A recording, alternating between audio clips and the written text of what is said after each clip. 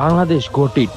হামজা সৌমিত্রা পেরেছে কোটি দর্শকদের মনে হাসি ফোটাতে। ম্যাচ শুরু হওয়ার 11 মিনিটের মাথায় রাকিবের অ্যাসিস্টে মুরসালিনের গোল। কিন্তু এটা যেহেতু সাউথ এশিয়ান ডার্বি, এখানে নাটকীয়তা থাকবেই। তাই প্রথম হাফেই বাংলাদেশ তাদের ডিফেন্সের সবচেয়ে ভরসার জায়গা তারেক কাজীকে হারালো এবং দ্বিতীয় সেন্টার ব্যাগও হলুদ কার্ড খেয়ে গেল।